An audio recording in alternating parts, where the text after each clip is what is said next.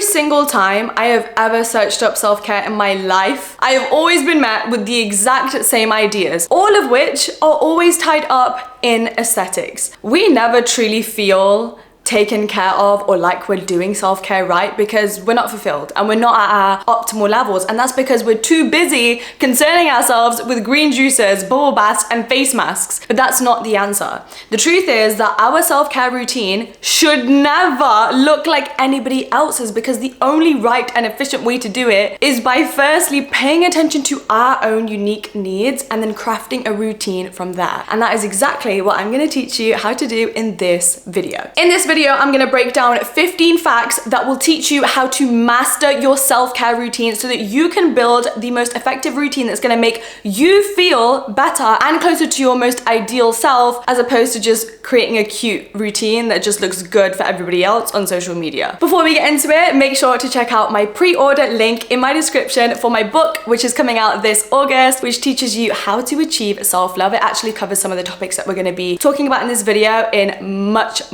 more detail. Also check out my Snapchat, my Facebook, and my other social links below in the description, where you can see a full BTS of my life, how I do my self-care and productivity, because I document my life pretty much every single day. And before we get started, this video has been brought to you by Squarespace. If you're new here and don't know what Squarespace is, it's an all-in-one website platform that has been made to help entrepreneurs stand out and succeed online. Whether you have a bunch of expertise or you're just starting out, Squarespace have all of the tools that you need in order to create a beautiful website and to get your business booming. Becoming a business owner has never been easier with Squarespace, because now you can sell anything from products to actual content all in one place and on your own terms. In my opinion, the best thing about Squarespace is the large variety of website templates they offer to novice entrepreneurs, which has made creating your own beautiful website easier than ever. There are so many different templates to choose from so that you can choose one that benefits your business. Aside from this, there's also an email marketing tool, which I only just started learning about because of a secret project I'm working on right now. Email marketing is so important to help your business grow and to make sure that you're converting your email list into customers who are buying your product. But it can be something that's very tricky to get your head around, and Squarespace helps you out with this. You have a range of beautiful templates to choose from to make your email campaigns stand out and look super professional, even if you've never done it in your life. Plus, you can track your results, you can send out automated email campaigns, and Squarespace makes it super easy to link to every campaign so that your customers can view every single email campaign in a browser version as well. This feature is already built in when you start setting up your e-commerce store with Squarespace, where you can also track all of your analytics that Squarespace offers to you to see how your website is performing. So you can check out squarespace.com for a free trial, and when you're ready to launch, you can come back to this video and check out the URL in the description, squarespace.com/tamkaur, for 10% off your first purchase of a website or a domain. Okay, now let's get into the 15 facts that will help you master your own unique self-care routine. Step number 1 is the one that comes first, and this is journaling. Now listen, I love commodified self-care, okay? I love massages, I love face masks, but none of that is going to work unless it is combined with real introspection. And journaling is the thing that's gonna help you with this. Before you incorporate all of these extra steps in your routine, you need to grab out a piece of paper and you need to actually identify where you're struggling, what your weaknesses are, where you feel like you haven't healed yet, how you think your happiness could be improved. And guess what? The only person who knows the answers to any of those questions is you. But we aren't conscious about this because we're so consumed by the daily rush and responsibility of life that we think that going on a quick walk or lighting a candle or having a bubble bath is supposed to make us relax when we're never dealing with the problem at hand. Like, how have we gone this long thinking that everyone can have the same bubble bath routine and have everyone's problems fixed? It literally makes no sense. We all struggle with something completely different, and journaling is going to help you get to the root of what you're struggling with so that you can then identify the steps to create from there. And when it comes to journaling, there's no right or wrong answer. I think, yes, it's important to use it as an emotional release when you're having a bad day, when you're struggling with something, when you want to rant. Your journal can literally be your therapist, and it's an important way to release any negative emotions you're harboring, which are then kind of ruining your wellness and your mood, so you can get it off your chest. But I also love to use journaling to document the good. Not only for gratitude, which can raise your vibration and definitely be an amazing self-care practice, but to kind of become your own life coach. When you have documented enough of your life through good and bad days when writing in like a diary format in your journal, when you're having a bad day, you can look back and read on the days that you felt so happy and so alive and so amazing, and then you can literally see, oh, I did this, this, and this, and that's probably why I ended up having a good day. And you literally have this bank of information as to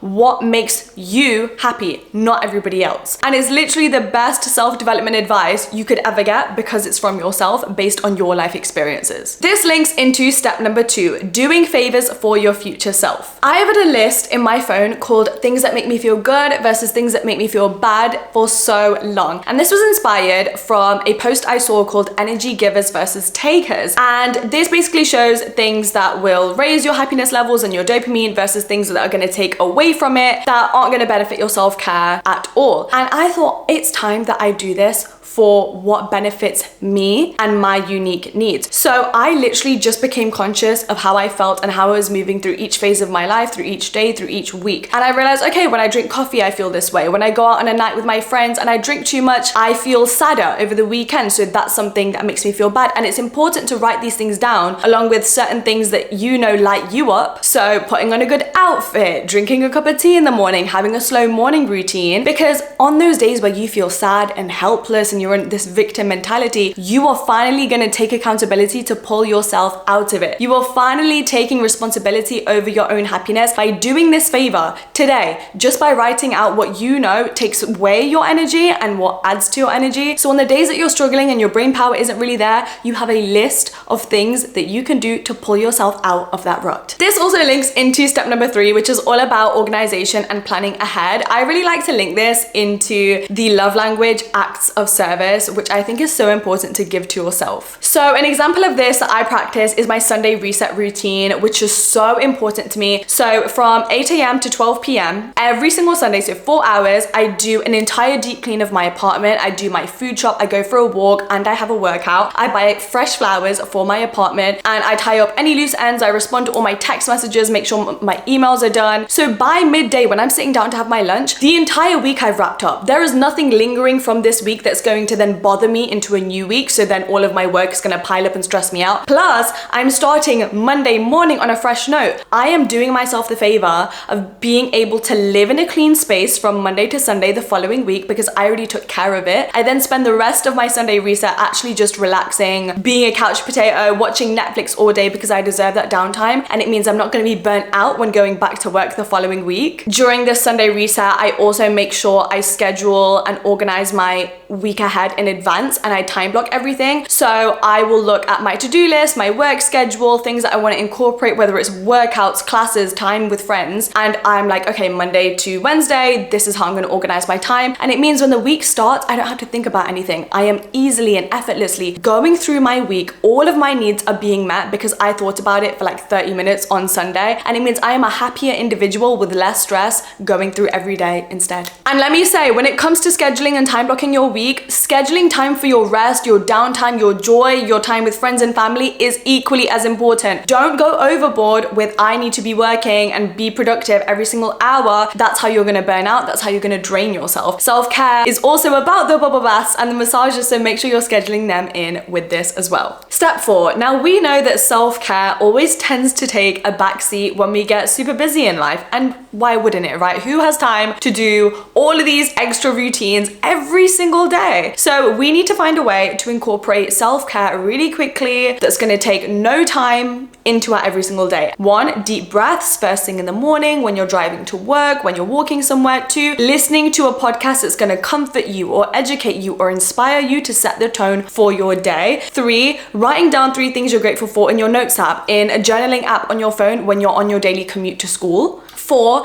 indulging in your regular mundane moments. Your life does not have to look pretty and perfect and amazing. It's as simple as that 1 cup of coffee you have every single morning, actually indulging in that moment and being completely present with it. One thing I did actually this morning was I decided to make pancakes for breakfast. And I make breakfast every single morning, but I thought I was growing really tired of my routine and I was feeling a bit meh recently, and I thought, let me just try and make something different. And it helped me romanticize my life. It gave me joy because I was creating something, I was trying something new, and it was fun. And then I kind of got the reward afterwards of being able to eat the food. And it's about changing up these little things that are a normal part of our routine every single day to inject that extra bit of joy into our day, and it doesn't take up any extra time. Another quick self-care practice is changing your perspective and narrative of every moment you encounter. So let's say you are stuck in traffic. Instead of engaging in road rage or being really annoyed and thinking, oh my God, you know, why is this happening to me? I now have more time to listen to the podcast I want to do. I have some time to do my deep breaths. And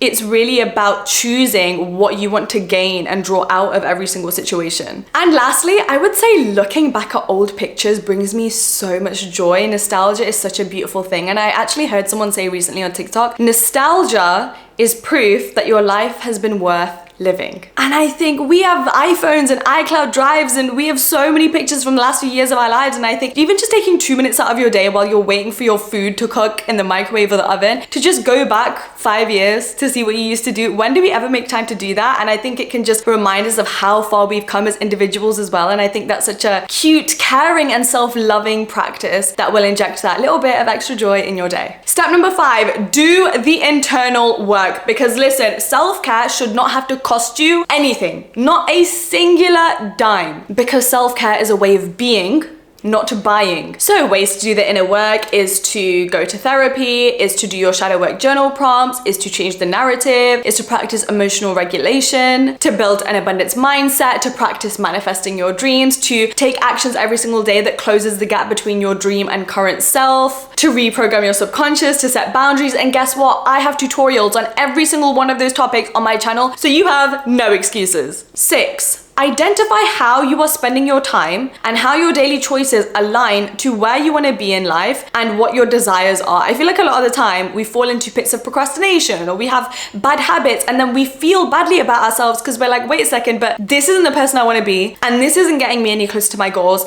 And we've already finished Q1 of 2024 and I have not done anything on my New Year's resolutions list. Yes, I'm looking at you. Is that you? So today we are going to be changing that. You really need to identify what your principles and your values are, and then I need you to take a look at your current life, hold yourself accountable, okay? Give yourself some tough love and start evaluating everything that serves you versus doesn't, and what is going to best align you to the person that you first envisioned you wanted to be at the end of this year. You may have fallen off track, you may have neglected your New Year's resolutions list a little bit, but you've still got hella time to do it. So are the people around you serving you? Are they aligning with the mindset that you want to build for yourself? Are the daily habits and routines truly the best in getting you your goals and your dream life? You know, do you procrastinate a lot? How are you going to try and cut that out? How are you going to switch around your routine to try and create better time management and productivity? What habits are serving you? What scarce and limiting thoughts are keeping you from actually achieving the goals you set for this year? And I think this also links a little bit back into what makes me feel good versus what makes me feel bad. This is so similar in the sense that you are finally becoming conscious of, what am I doing that's good for myself versus bad? And once you finally identify that, which a lot of people don't, you can finally incorporate new habits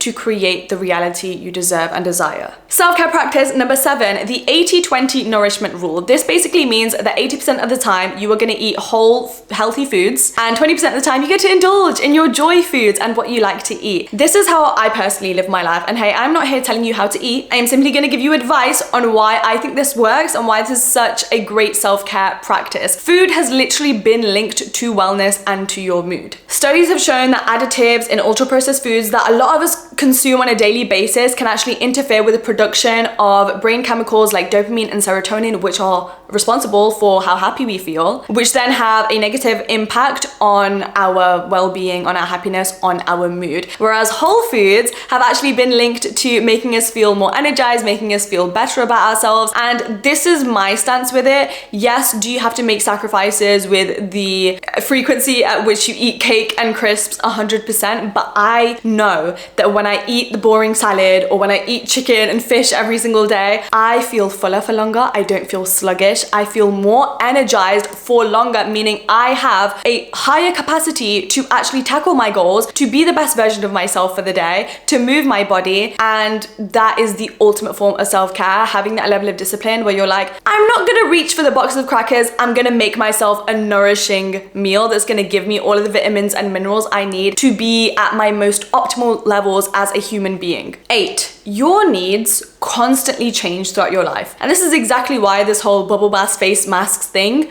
is so dumb, because you are constantly going to go through either every day, every week, or every month needing something different in order to feel taken care of. And that is why regular check-ins are so important. So journaling is a part of this, and that pre-planning and organization that we already talked about is also part of this. But one thing I used to do for the longest time was keep a video diary. So at the end of every day, I actually used to use Snapchat for this. I would just pull out my phone, record what happened today, what went well, what went badly. And looking back at this just gave me all of this information on what does light me up and what habits I should be incorporating into my every single day. And also you can visually watch how your mood changes and what you need to do in order to get back to a certain place of happiness, or what you might be doing which has kind of made you deteriorate on your personal growth journey, because you're literally visually allowing yourself to watch your progress. I think writing letters to yourself is also a really powerful way to do this. And then if we're talking about the productivity side of self-care, one thing I like to do is I reference my 2024 resolution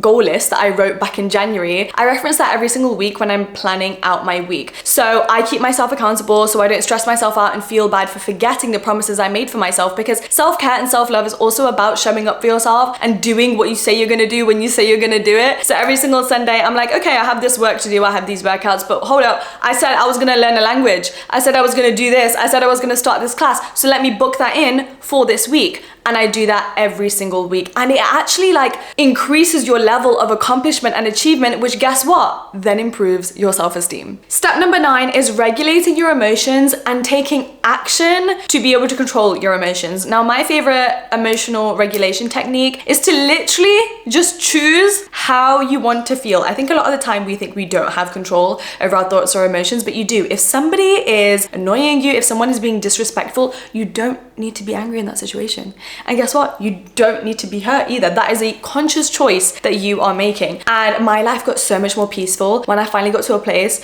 where if someone was talking shit about me, disrespecting me, being rude, I just thought, that's fine. Your opinion of me is literally none of my business. If you need me to be the villain in your story, that's absolutely fine. I can never control the perception that you have of me, because the perception you have of me is just a projection of your own beliefs and life experiences and lessons. And people define you based on the limited experience they had with you, meaning it's never gonna be a valid, full, authentic representation of you. It's literally just 2 seconds of you that they've experienced. It's literally just 1% of what makes you you. You get to choose how you feel about situations and how you respond to them. And as soon as you choose the path of detachment, your life is gonna get so much easier. And then when it comes to taking action to regulate your emotions, this links a lot into hacking your happy hormones. So we already know that moving your body is going to help you feel happier, listening to music, having a dance, eating dark chocolate, but also things like taking a shower when you feel anxious can significantly reduce stress because it lowers your heart rate. Taking a quick 20-minute walk has also been shown to boost your mood because it regulates and calms down the nervous system. They are 2 simple, completely free activities that are going to be better for yourself and your self-care, as opposed to, I feel really sad, I'm really annoyed, this person did this and this about me, so I'm gonna sit here and I'm just going to feel my negative emotions over and over and over again. I'm not gonna release them, I'm not gonna do anything about them, I'm just gonna think about how negative the situation is and how unfair it is for me. So you're sending yourself in the same negative spiral over and over and over again. Self-care habit number 10 is reading. And guess what? Free. You can go to the library and you can pick up as many books as you want, but self-education is such a powerful tool because I think, one, it reduces your stress. Let's say you're stressed about money. Let's say you're stressed because you want to be a business owner and you don't know how.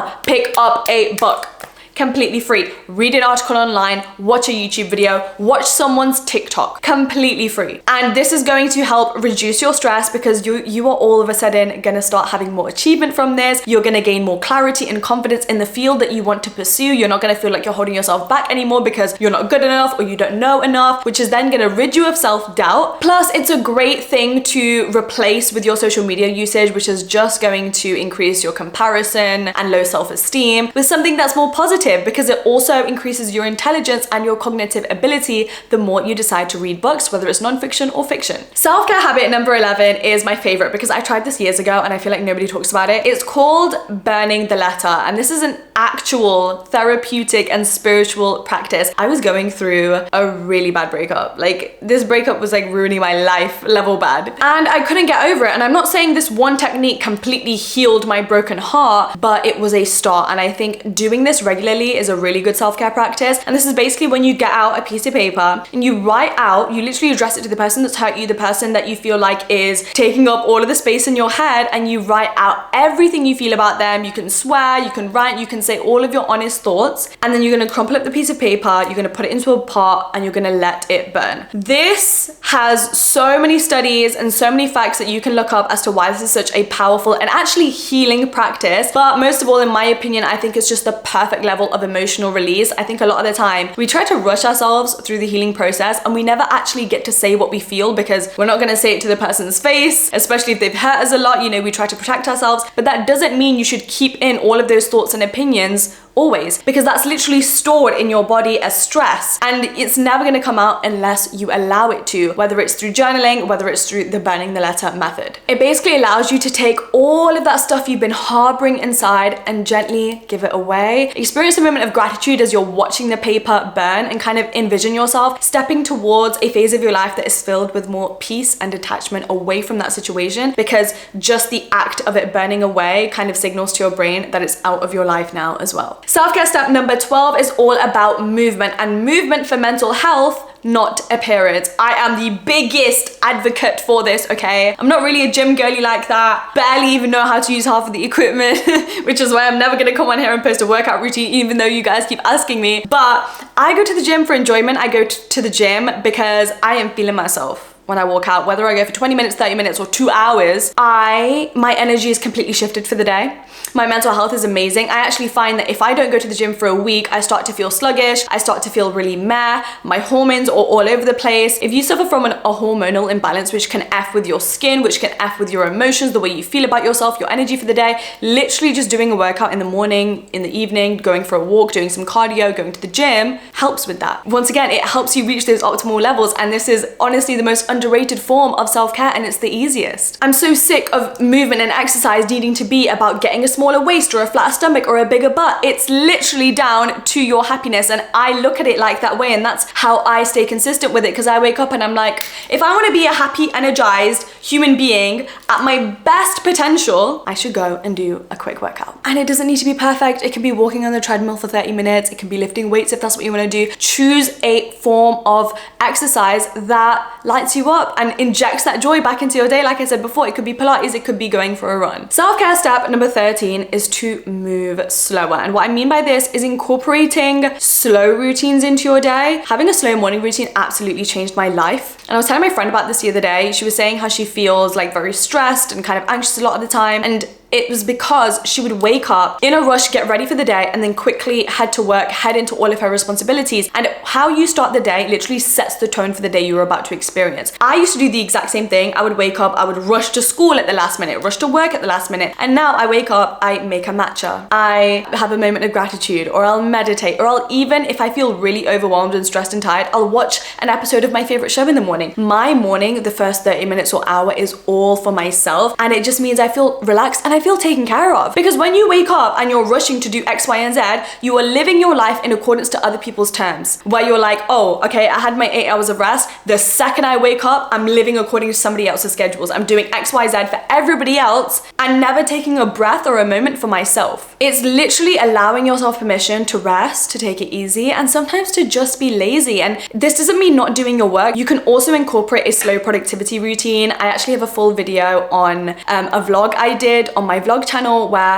I'll have a productive day in my life, but it's a slow version. It's less about how much you're gonna get done and not taking any breaks to I'm getting things done, but I'm doing it at my own pace and I'm honoring my needs so then I don't get burnt out. It's more about maintaining that consistency of showing up for yourself every day rather than needing to be perfect every single day, which is the reason that you burn out. Self-care step number 14 is romanticizing life. This links back to what I said about the importance of your perception. This does not need to take up any time whatsoever. Yes, you could make it super extravagant and you could redecorate your home and you could organize a trip with your friends, but it's also about how you choose to look at every normal thing in your life, whether it's the train ride you go on every single morning, whether it's your cup of coffee. I have an entire guide on my YouTube channel on how you can romanticize your life. It's also in audio format on Spotify, on my podcast. So many people have said that it helps them. It truly is down to those moments of gratitude and that moment of reflection where it goes from, oh, I have to wake up and I have to do this, to I get to do this. And I get to put on a cute outfit before I had to work or do this or that.